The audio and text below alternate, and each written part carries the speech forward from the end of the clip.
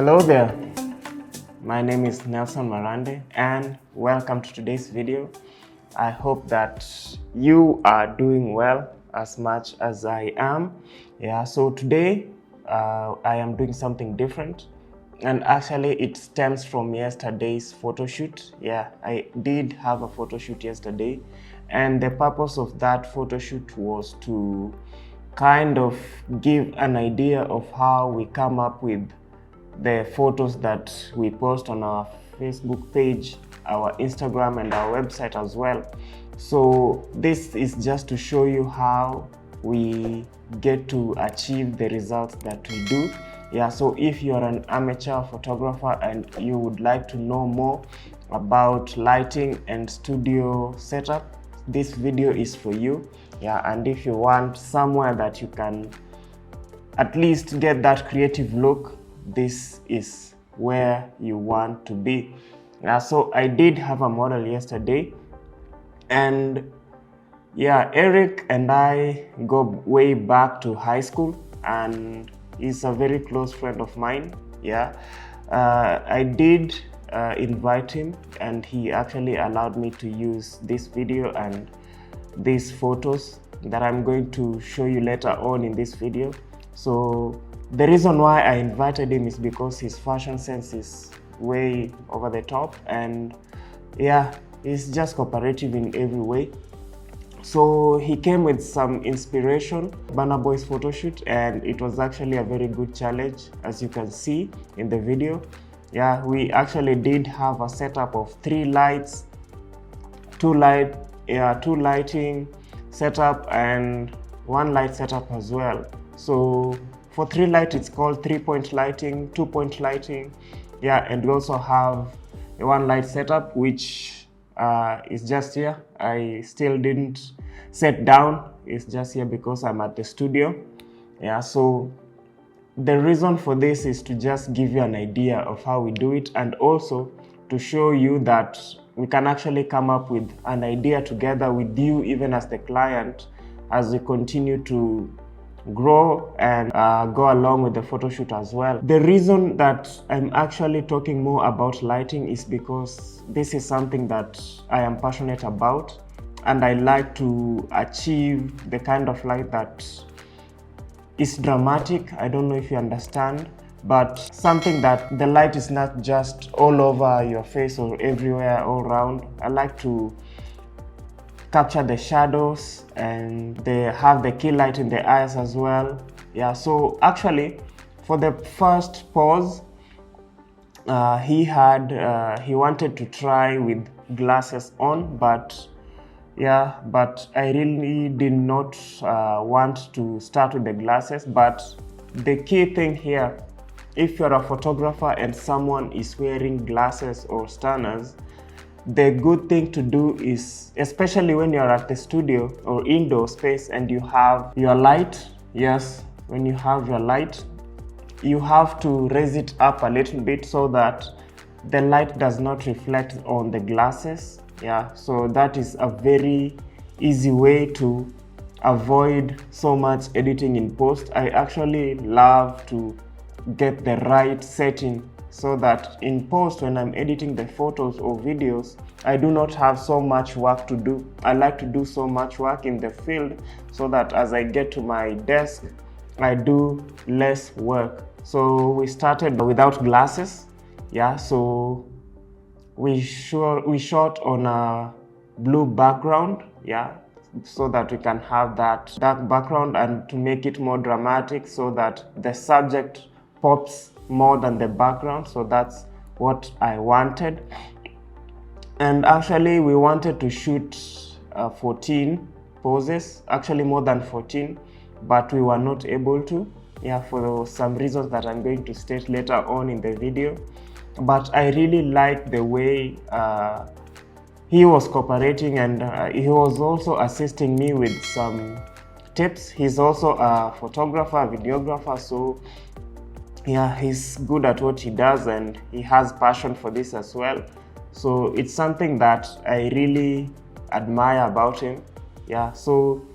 And actually one of the tricky part is that when you're taking photos of someone who knows what they want, it's going to give you a challenge that you have to achieve what they want, because you don't want to let them down. And it's also a good way to continue to learn. Even for you personally, it's a good way to continue to learn various ways of lighting, various ways of achieving the kind of exposure and the quality that you want. So this is the first episode of lighting tutorial, and these are the poses that were somehow tricky, but we managed to achieve 6 out of 7. There is only one lighting setup that I didn't quite get well, but at least I got something out of it that I really loved.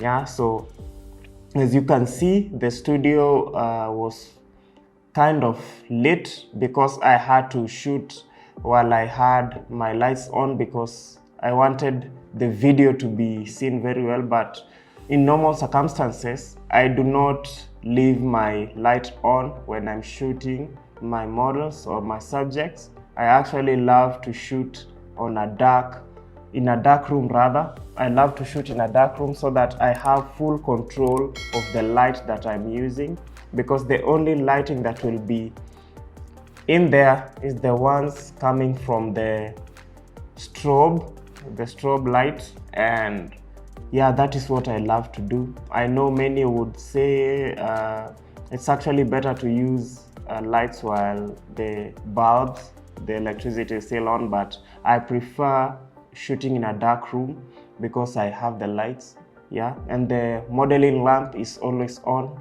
yeah, so it's a win-win. Yeah, we get to achieve the kind of light that we do.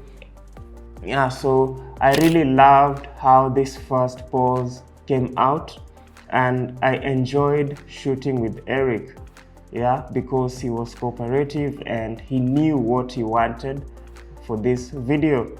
So after that, we moved on to the second shoot. So for the second pose, we actually were supposed to use a blue filter and a red gel. Yeah, these are all filters. Yeah, so the challenge was actually trying to figure out how the lighting was set up. And one of the things that we did is that we tried to put the red filter in the strip box, but we realized that actually this strip box was very hot, so it would have burnt the red filter.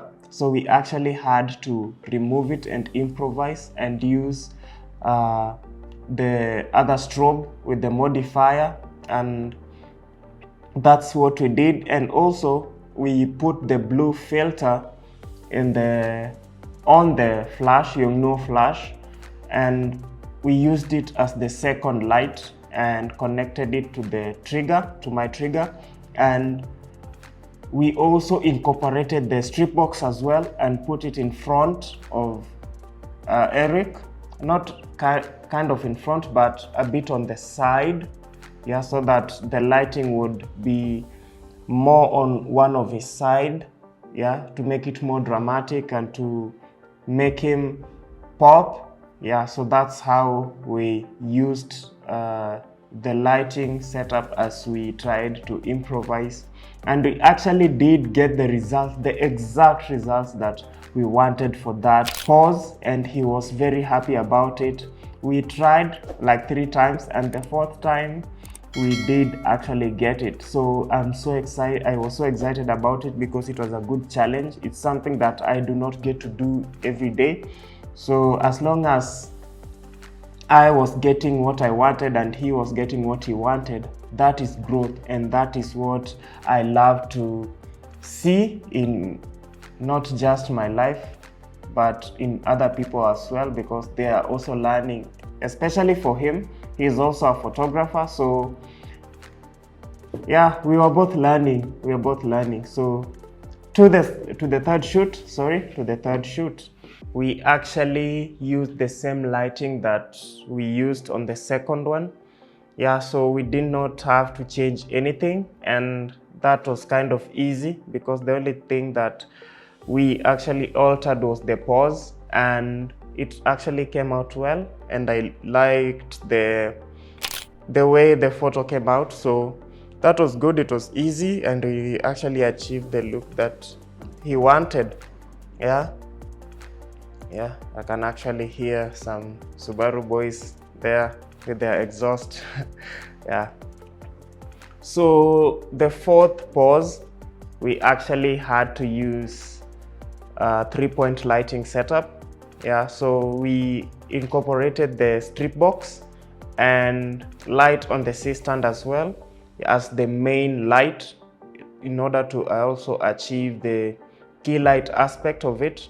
So we used it to illuminate his face, and the strip box, we actually used it to illuminate his right side. So his right side, as you can see where he was standing, we actually used the strip box to illuminate his side and his face, a bit of his face, so that we would have a bit more drama-ish kind of photo. Because as you can see, the strip box, we actually had it set up on low light, so it wasn't actually that strong, so it kind of gave us the look that we wanted. And the third light as well, we used the other strobe as well to illuminate his backside, his cheek from the back side, so that we would actually have that 3-point lighting that I actually mentioned. So it came out pretty well, and we actually got the lighting style that he wanted, and also I wanted to achieve, because it was a good challenge. Yeah, on the second time that we actually were trying to set up the light, we actually did achieve it on the second trial, so we did not have to continue from there, so we actually did that. Yeah, so on to the fifth pose. Also on the fifth pose, we did not change the lighting setup from the fourth pose, so there was not any much put into this. So what was altered was that he changed the pose. So as you can see, he changed the pose. It actually gave me a bit of challenge because I kind of tried to frame it as he wanted, so I actually achieved it. So to the sixth and seventh pose, there was not so much into it. Yeah, and we also realized that we wanted to have 14 photos, but we realized that the other ones were shot from outside. The poses were good, but what we wanted to achieve was the lighting aspect of it. The main thing was not the poses, it was the lighting aspect of it, and see if we can actually replicate a photo from just seeing it and knowing or trying to perceive where the light came from in order to get the kind of results that we wanted. So for the other 7, they were shot outside. Yeah, so the poses were good, like I said, but actually we had to call it a day because it was also getting late and I was kind of tired. Yeah, I don't know if Eric was, but I was so beat. I don't know why when you're shooting so much, yeah, engaging in so much shooting, you actually feel so hungry and tired. I don't know why, but when you have a shoot like, let's say, a wedding, the whole day, I can go on the whole day even without a meal. But sometimes when you're shooting either a documentary, a corporate headshot session, which can go on up to 5 hours depending on how many they are, yeah, so it can take a lot of time. Yeah, so but in this one actually I was so hungry. Yeah, so that's why we had to rush it a bit. Yeah, but we did achieve what we wanted. We actually did. So we had to freestyle a bit, so we incorporated the cube. As you can see, we used the cube and Eric sat on it and I lowered the light because it was a bit far, because the other ones were standing poses. He was actually on his feet, but on this one I had to lower the light on the C-stand in order to get the perfect exposure. Yeah, so that's all we had for yesterday's shoot. It was actually on a Thursday and this is on a Friday. And something that I wanted to point out is that yesterday as I was shooting, I realized that I did not get the sound that I actually preferred. So I had to come today early to the studio in order to shoot this video now. Yeah, so yeah, it was a struggle, but it is what I had to do. Yeah, so it's like I'm shooting 2 videos for one. Yeah, because this would have been like another video, yeah, for next week. But yeah, we give all for the videos that we want to achieve. So at least this sound is actually better. I've actually listened to it as I was shooting. It is better, and I hope that you also love this video. Yeah, so yesterday actually my memory card, one of my memory card on the video camera was full, and I realized that last week I took a few memory cards home, SD cards rather. I took a few of them home, so I only had 2 yesterday, so I could not sign out. Yeah, so this now is the official signing out. So I hope that you have enjoyed this video, and I hope that you have learned something and you have seen how we conduct our indoor shoots, our photo shoot. This is the same way we do our family photo shoot as well, either outdoor, indoors, also corporate headshots. We like to set up first so that when the client comes, we actually have what we want. So thank you guys for watching. Thank you for all of you who have been here and have been growing with me, and we are still growing. We are actually at 110 subscribers, and I do not take it for granted. So thank you for always being here. So remember to share, leave a like, and also comment if you have learned something. And remember to always work on your growth. Yeah, I'll leave you at that. Remember to always work on your growth. So peace out. Bye.